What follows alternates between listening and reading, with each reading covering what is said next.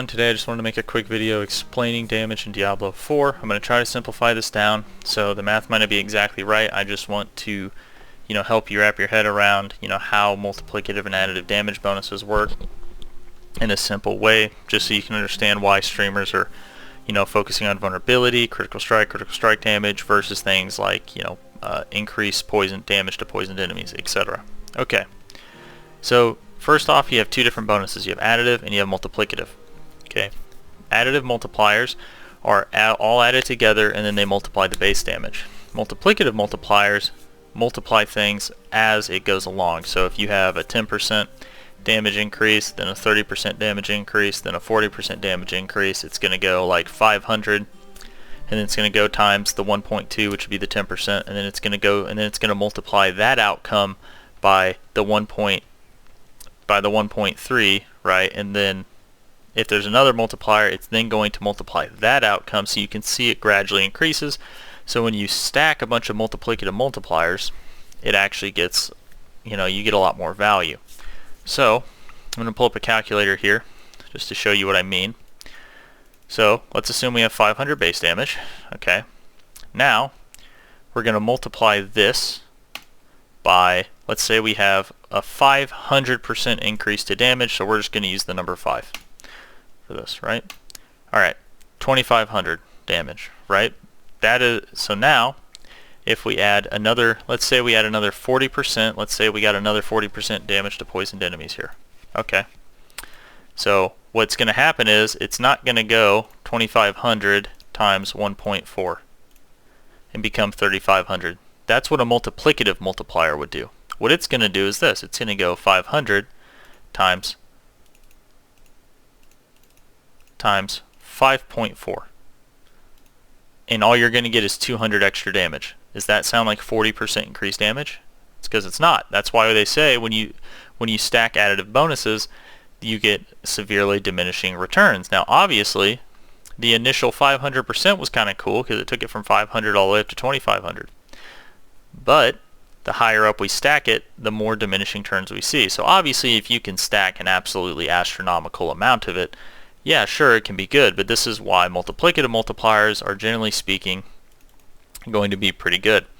So now, let's just take let's assume we have the 500 percent increase of additive multipliers, right? And then let's just add a multiplicative multiplier to it, right? So 500, okay, multiply that by the 5, okay, you have 2500. Okay, now we had a multiplicative multiplier of, let's say we have an aspect of retaliation that does 40%, right? So now that's going to get multiplied by 1.4 and you're going to get 3500. So that 40% multiplier, okay, that 40% multiplier was equivalent to like half of a 500% multiplier. It was equivalent almost to like a 200% multiplier, or 250% multiplier, I guess 225%, right? Because it'd be 1250, it was half of it, right? But even though it was only 40%, right?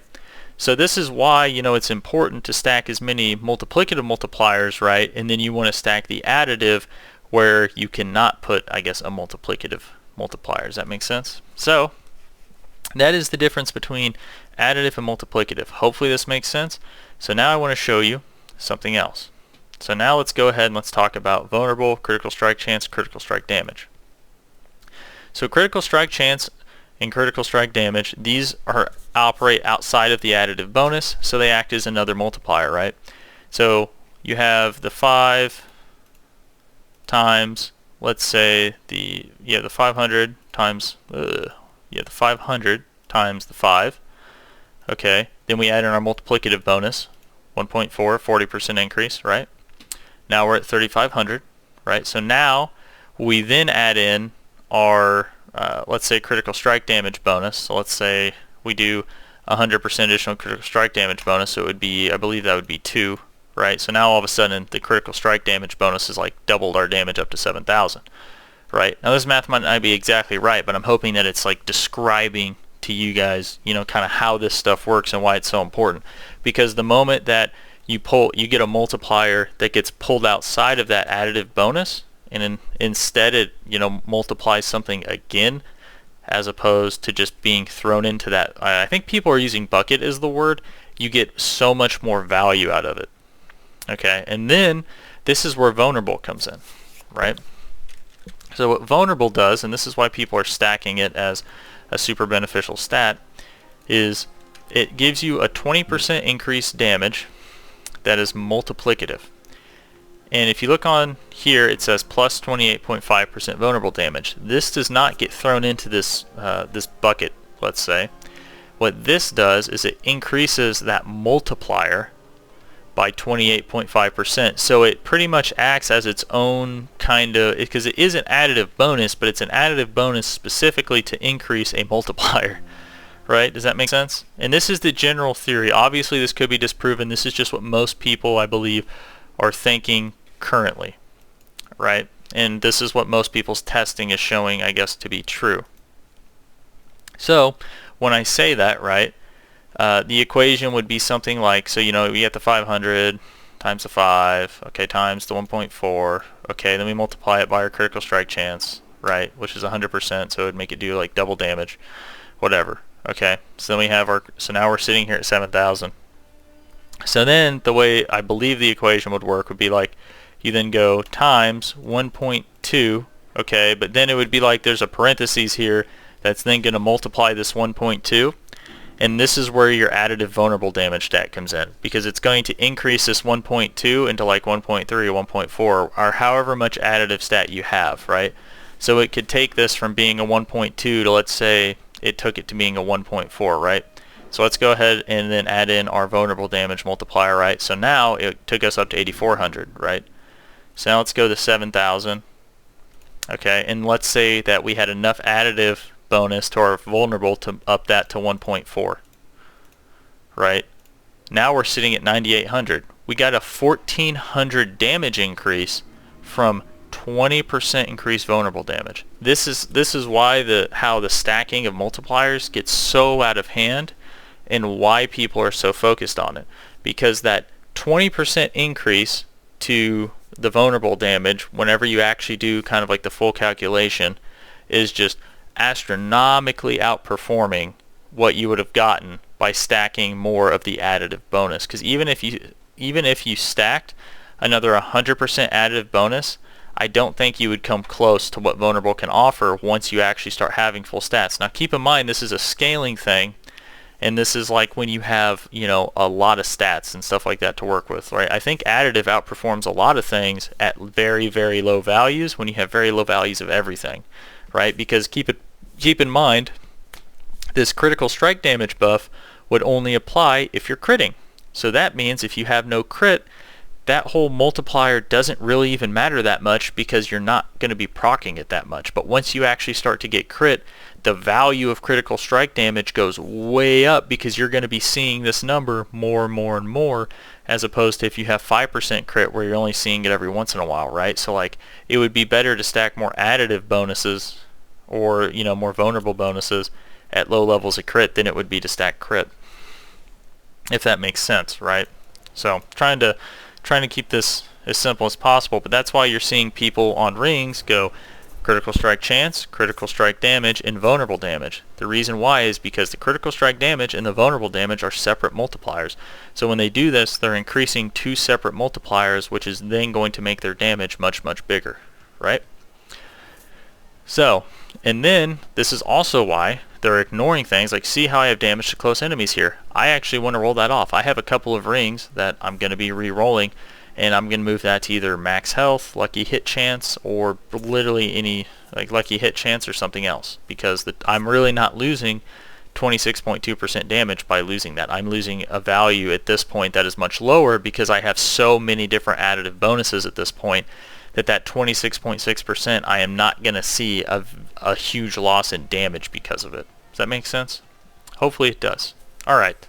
But that's why people are using vulnerable so much, and why they're focusing on it, is because it's almost like it's almost like a second, you know, critical strike damage buff in a way, I guess. If that actually, I don't know if that's the best description. Scratch that one. But you know, that's why running things like exploit is so good. Because even though this is a plus 23% vulnerable damage buff, because it's meant to increase the multiplier for vulnerable damage, it makes it pretty good, right? And that's why a lot of people are prioritizing this to also make sure that they have easy access to vulnerable, because it's such a big multiplier for your build. Okay, so when it comes to your weapons and stuff like that, just in your rings, generally speaking, you're going to want critical strike chance, critical strike damage, vulnerable damage, then max health or some other utility stat. On your weapon, you're going to want vulnerable damage. You're going to want critical strike damage. If you can get a second critical strike damage, so for example, like druids have critical strike damage with werewolf skills, they have critical strike damage with earth skills.